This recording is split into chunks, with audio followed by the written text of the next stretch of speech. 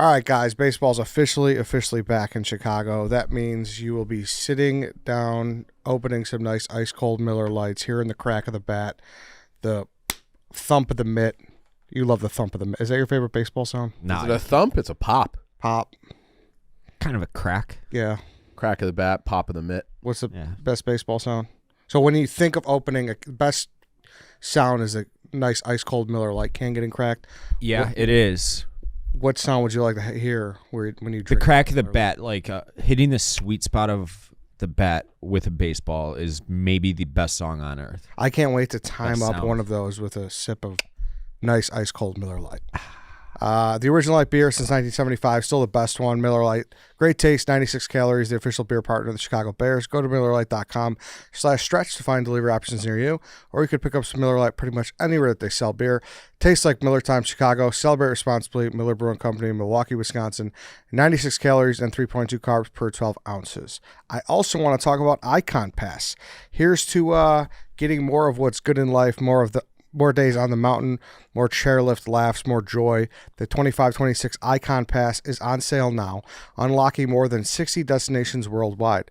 For a limited time, get the lowest price of the season starting at just $259 for adults and claim your season from as low as $0 down and 0% APR.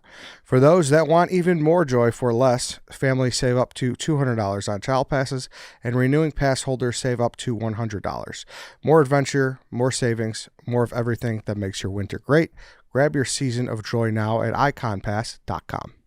All right, let's get into today's stretch with Cam Krutwig. All right, everybody, welcome to another episode of The Stretch. This is an interview show. Today we are brought to you by Cam Krutwig, former Loyola Rambler, Algonquin, Illinois. Cam, we had you on back in the day. I believe it was before your final tournament. It's great to have you back, man. How are you? How's everything been? I'm good. Thanks for having me on. One thing I want to say first is I looked at this little one-on-one tournament you guys had going. Yeah. Okay? I watched a little bit of that. The thing I like it most about that is, like, instinctually, everybody, whether you play basketball or not, the first thing they always go to is what? The post-up dribble. Yeah. Just as far as I can get towards the basket, protecting the ball, and just post up and just try to put someone in the basket. Mm-hmm. So that was pretty funny to me. Yeah, that was a nice move, Cam, right? Did you have to bring that up? Did you have to bring that up? It was the first thing I saw. It was the first thing I saw when Eddie asked me to come on. I went to his profile. It was the first thing that popped up.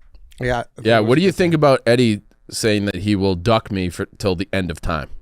He'll never play again. He's not going to play again. You got to play him again. Thank you. It's got to at least be a best of 3. Yes, I agree. I've got nothing left to prove, Cam. I've got nothing left to prove. That's it. The sneakers are over the telephone pole, and I'm done.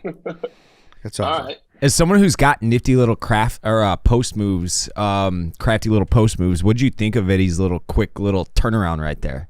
His prayer. This beautiful little touch, right hand, inside hand, not necessarily the right hand, but inside hand, just got it over the smaller defender and just laid it up there. That was Cam. Wow. So that was me. That's why I'm a little salty about. Yeah, I know. I am not a smaller defender. Eddie's 5'9". Use the body, though. I'm 6'1". Yeah, but he's got you in the weight department. Yep, for sure. And this was the first time Eddie moved in 5 years. So I'm still in shock. I'm still upset about it. Been saving my energy for 5 years. That's what it was. You weren't the only one that he scored on, though. No, I scored on Dave too. No, he got me too, but I was just hucking. Yeah. I was hucking. Yeah, for sure. So where are you at right now? I'm in Palencia, Spain, with a P. A lot of people mistake it for Valencia, but no. Is that a lot different? Smaller. That a lot different than Algonquin, Illinois? Much different. Oh, okay. Much different. No Randall Road here, man. No Walmart, no shopping centers. You're very city vibes. You're preaching to the choir. So I'm from St. Charles, a little bit further south on Randall Road. Randall Road is the bane of my existence. I think he brings up Randall Road every single podcast we're on in some way, shape, or form. That's not just true. Just a mecca. Yeah, I think it's the worst road in America. A lot of lights. A lot of lights. Yeah.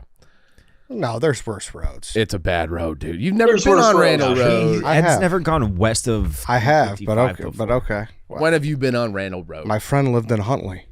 That's barely Randall Road, dude. That's Randall. I mean, Cam would know better than you. Is Huntley Randall Road? When it's Huntley, it turns into like a little cow pasture. There's nobody fucking up there. No, Huntley is pretty big. Randall Road begins in Algonquin, as far as I'm concerned.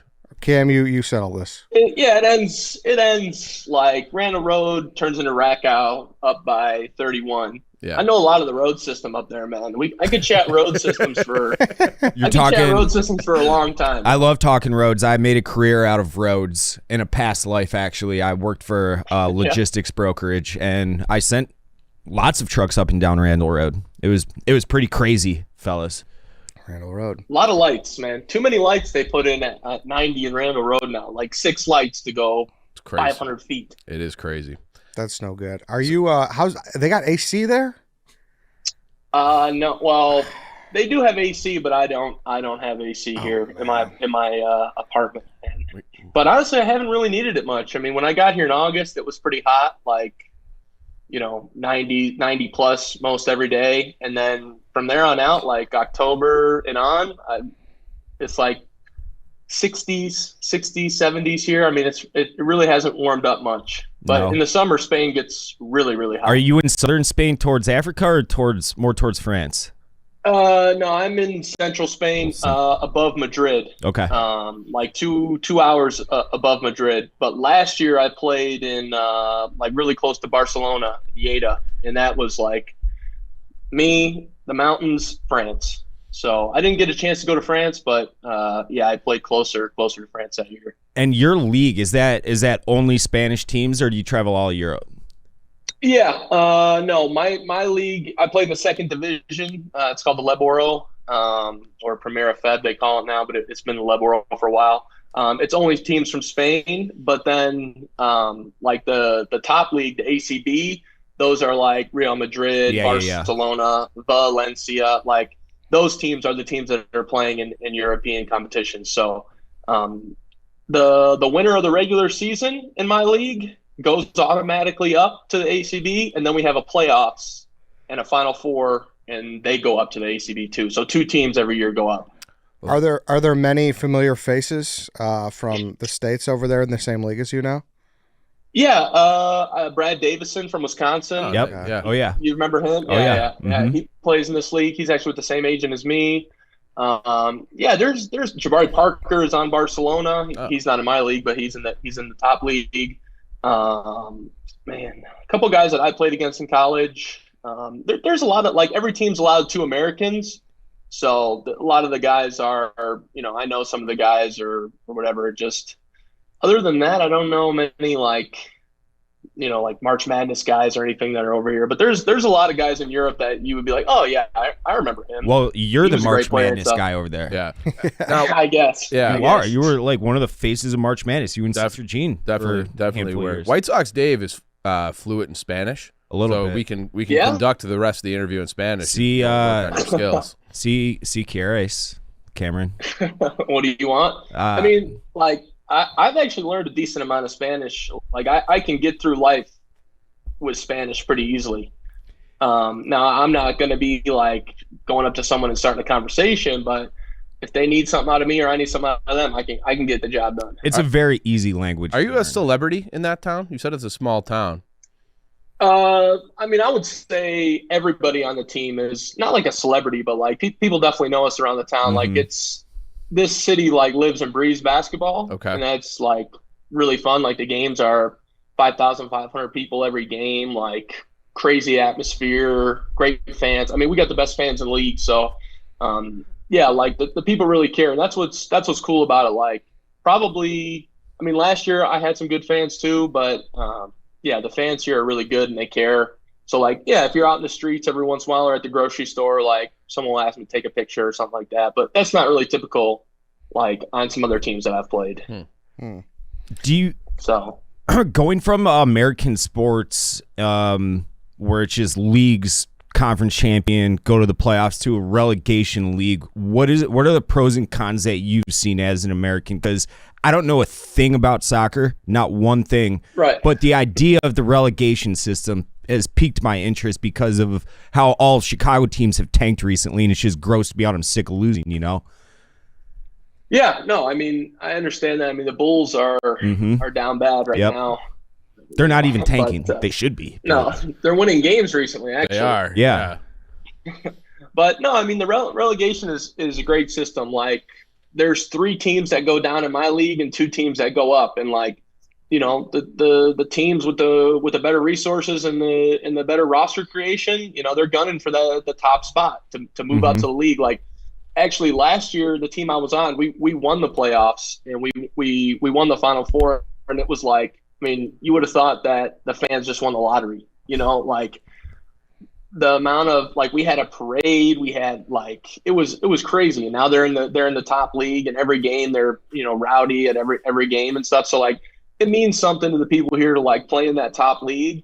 And also for like the teams in the second league that I'm in, like, there's something to like battle for. There's something to I mean, like, a conference championship's great, right? But like, how many conference champions are going to be NCAA champions?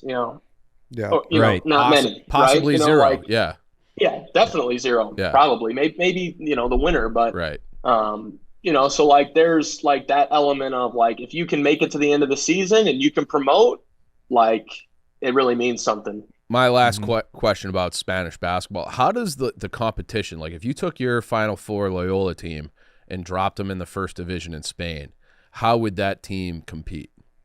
In the first division, we would struggle. Okay. We would struggle a little bit. I mean, I don't know. It's hard to say because like each year, every team's different. Like, there's not a lot of like, oh, I'm going to sign a 3-year deal. I'm going to sign up. It's mostly 1-year deals, maybe 2 years or an extension if you're playing really well.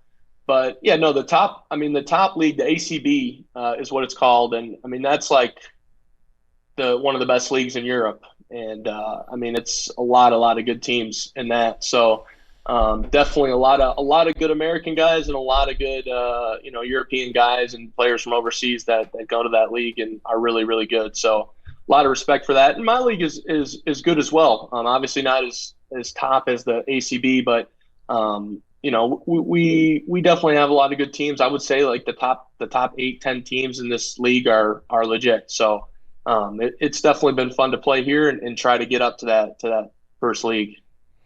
Getting back over to the NCAA tournament, the last time we talked to you was before your final tournament, so the Final Four run had already happened. You were gearing up for a first-round game against Georgia Tech, and then obviously we all know what happened in the second round. You took down Illinois. You put I back pocket. Is there any part of you that game that felt it was a little sweeter to take down the Illini than get to the Final Four? I will say that to me is my most memorable game. More memorable than the Final Four, mostly because, I was a good player. I was a freshman. I was new to everything. Like, it was kind of like a whirlwind when I was a freshman. I wish I took more videos, took more pictures and stuff. Like, I got nothing from that Final Four run besides the stories and stuff that other people share with me. But the second time around, when I was a senior and I was kind of the leader of the team, and it was my team, and with a couple other guys that I started with Lucas, with Braden, a couple of those other guys, Tate Hall here, it felt more special. The only thing I wish that it would have been was there would be more fans, man. I think back to the Final Four and even before that, man, at the hotels and stuff, we had rallies, people, we had marching band, people cheering us on, going to the game. Whereas in Indy, it was, it was a bubble, it wasn't I forgot about that. Yeah. It's crazy to think about that, but that was 4 years ago, man. We had no fans, and we had no fans the whole season. So the NCAA tournament allowed it was 35 or 40% capacity. So at least we had some fans, but if it was full and rocking, man, it would have been would have been even more special, but it was still like, to me, that was like the game. Well, the best game I played. It had this city. It had this city rocking. That's for sure. It did. Final Four, like it was. Everybody was like wearing the Harry Potter scarves. Around everywhere. Town. Yeah, no, I was saying the Illinois game. Oh, that one too. The Illinois game was Sunday morning, bright and early. Yeah. But first game. It was the first game of the day. I remember that. And like, I feel like you guys were ahead by 8-10 the entire game. That's how I remember it. It was just like that. You guys just had them. There's no. You guys. And that was a good Illinois team too. Yeah, it was a real. Not you guys. Just it was. Your razor sharp precision passing. You were like the point center of that team. It was awesome watching your little back cut passes and shit. Did it feel like you were getting ready for a heavyweight fight to take on Kofi? Like, did it feel like you were taking on Tyson? I remember Selection Sunday, we went to the Motorcade Speedway in Indy for the where they had the Indy 500, and I remember seeing the draw with Georgia Tech. We were 8 or 9 seed, and they had just won the ACC tournament. Like we were like, damn, this is gonna be a good game. And then I remember seeing, Illinois was the 1, and it was just kind of like, oh shit, like it's gonna really suck to like go out to those guys, And then like I remember we won the Georgia Tech game, and like so it was COVID, so we didn't really have any no roommates. Like usually on the road you go with a roommate, but in COVID everyone got their own room. And I remember like sitting up at late one night and being like, man, you know what? It won't be bad to like end my career to this team. Like it will be like fine. Like there'll be no, like no one will say that we didn't give it our all against this team, cause I mean, they were really good, man. 2 All-Americans, great supporting cast. They had just won the Big Ten tournament. I mean, they were on fire. Right. And then I think it's, like, we did some video and some walkthroughs and stuff. And then, like, I think it was just a big belief between all of us in the game plan that we had that, like, what, we could win this game. We could do this. And, when the tip went up and the first play, coach called for me, just straight up, just ISO out. I was like, all right, if I got it to fall, and I was like, all right, man, it's going to be a long night for these guys, I think. And it was, man. We like you said, we played a great game, man. We everybody was on, not just me. I mean, a lot of guys made plays. Yeah, it's a great story. I mean, because like growing up here, like they are the elites of basketball in this state. Oh, totally. Yeah. So you were probably a little kid when it was D. Brown and Aaron Williams and Luther. Right. Yeah. I'm sure we've asked you this before on and off camera, but who did you grow up rooting for? Obviously, it wasn't Loyola, respectfully, but what Big Ten or Notre Dame, or who was it? I don't know if I was like I was more of an NBA guy like growing up. Like I was definitely a big Bulls fan. Luol Deng, Kurt Heinrich, like Taj Gibson, all those guys. Like I was more of a Bulls fan than I was like a college basketball fan. But obviously, like, super enjoyed the tournament and everything whenever the tournament would come on with my family and stuff. But yeah, I wouldn't, and I've never been like a big college football guy. So always been a Bears fan. It was always Bears and Bulls when I was growing up, and Bears mostly. So college basketball, like I didn't really have like a team or a guy that I really liked. Definitely was more into NBA. Hey, let's pause from talking to Cam because we're going to talk about ChevyDriveChicago.com. Listen, we know these roads can be brutal. I don't think we're completely out of the woods. No, Ed, I just looked at the extended. We got a couple of 60 and 70 degree days this weekend, and on Monday we got snow. Yep. And if you're thinking driving in this weather, you need a new Chevy, you're not alone. The right vehicle makes all the difference when it comes to safety, confidence, and comfort on the road. You saw the Chevy lineup at the auto show. Now it's time to take the next step. The power, the durability of the Silverado, the all-weather confidence of an Equinox or a Blazer, the spacious comfort of a Traverse, Tahoe, or Suburban, or the sporty, city-friendly Trax, perfect for navigating your rough streets. Your local Chevy dealer has exactly what you need to handle it all like a pro. Don't wait. Head to ChevyDriveChicago.com today. Browse the newest models, special offers, locate your nearest dealer, and start shopping online. These roads demand a vehicle you can trust. Find yours now at ChevyDriveChicago.com. Hey, let's pause for a second here because I want to talk about American Home Shield. What do you and your bracket and your home appliances and systems have in common? It's that they both tend to get busted. Now, as a benefit with select American Home Shield warranty plans, you can conveniently video chat with a live repair expert to help assess or fix an issue. Talk about taking home protection to the next level. And thanks to American Home Shield, we are able to video chat in our college basketball Bobby Riggs to get an expert assist as you pick your favorite teams for the 2025 tournament. Riggs, what do we got? Yeah, West Virginia men's basketball has the most wins by a program to never win a national title. And this year will not be their year either, as they missed getting a bid to the big dance. Back to you, Eddie. Thank you, Riggs. We're here to help prevent a busted bracket, just like American Home Shield is here to help with a busted home appliance or system. I talked about it a couple weeks ago, but I'm having a problem with my fridge. The magnets on the fridge are just not sticking, so there seems to be an issue with they're not aligned or something's going on. That would be great where I could just FaceTime or video chat with one of their home experts, and he could kind of tell me what's going on, or they could have someone come out and fix it up. So that's really where they come in. They'll help fix or replace covered parts of home systems and appliances, no matter their age. And like I said, the added benefit of the video chat feature, it helps you connect with a live repair expert to assess a damage or fix a home issue in real time. Listeners can get 20% off any plan today. Just visit ahs.com/dogwalk to sign up. Don't wait until something is busted. Get ahead of home repairs with AHS. Go to ahs.com/dogwalk for 20% off any plan today. See ahs.com/contracts for coverage details, including limit amounts, fees, limitations, and exclusions. Go check out AHS. The way that college basketball is now, there's been a lot of talk how like NIL is going to kill the underdogs, which, you know, that Final Four team that you were on. How do you, looking back at it, do you think that you would have been on that Illinois team? Right. That was my next question. That's why I was getting after your freshman year, you guys go to the Final Four.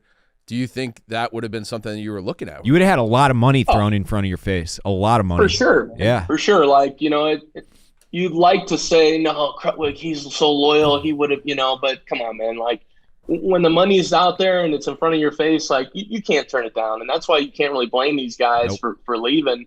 And we all know that, like, college basketball right now, it just needs it needs some structure, you know, it needs some sort of like, you think the NCAA would govern it, but it's not really, they're not really governing it very, very much anymore. Like what is the NCAA really for now? Well, they can't govern it. Everything they try to do, they get sued. Yeah, so they literally can't right. because of antitrust laws and everything. Yeah. It's the Supreme Court will not allow it. But there does need to be some sort of government. It's a rock and a hard place. Man. It's because this isn't the college basketball we love. Like, we love the Loyola stories. Like, none of us grew up Loyola fans here, but like we all hopped on that bond so hard. Yeah. Like you just said, you know, people walking around in Harry Potter staffs, like, you know, that's part of what makes March great. And it's scary that it might not be here. Yeah, they need to come up with like a buyout system or some sort of, you know, they need to have these guys start signing contracts. That's what I think needs to happen. Like, hey, you're here for at least 2 years. Yeah. And if you want to leave after your first year, that's fine. It's a $45,000, $50,000 buyout that, you know, Illinois or one of these Big Ten schools has to pay us. Yeah. You know, and that incentivizes, you know, the Valley schools, you know, these lower mid-major schools that, you know, they produce a guy. We took this guy as a freshman. We signed him to 2 years. He turned into be a really good player. Okay, if you want to leave, fine. Big school, pay us the money so we can then put our roster together. Or like some sort of contract match or something kind of like this is European Cam Krutwig right here, because that is like the soccer. Exactly. Yeah, exactly. That's the soccer exactly transfer how it works over here. Yeah. You know, like, it makes sense now. Like, college basketball is starting to move into like, the guys aren't amateurs, but they're not like, you know, like they don't know everything yet. Yeah. So like there needs to be a system in place where, and then you got all these NIL agents and stuff, you know, like there's a lot of shadiness going on. Like I've heard stuff about a lot of guys not getting paid, or not a lot of guys not getting what they told they were supposed to get. You know, there's a lot of shadiness going on.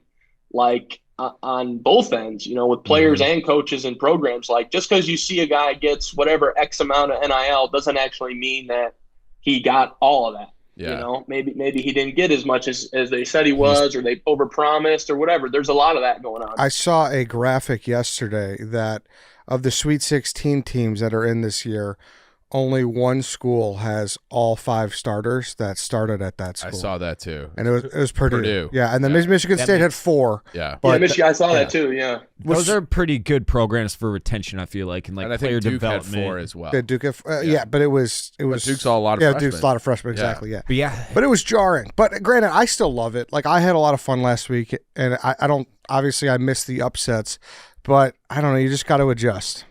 And I think Cam should be the new head of college basketball.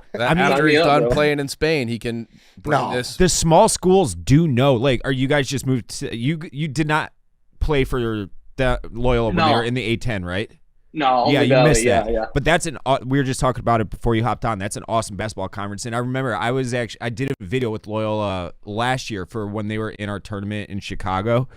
And I was talking to someone there, and they were just giving me a tour of all the facilities, and they're like, yeah, we built this with Final Four money. So obviously there's an incentive for the small schools to do well too, but it's kind of hard because all the bigger schools are poaching their best players. So how do you make that happen, So it is. Yeah, I think it's tough. Yeah, I think it's tough for like fans too, like you're fans of a, low to mid-major school. You invest, hey, please pay us. We need money to make a competitive team, right? Okay, here's a couple whatever money, and then 1-2 years the guys you paid for, they're gone. Yep. And it's like, well, how can I be a fan and develop with the team and cheer for the team when the players are new every year and you keep asking me for money?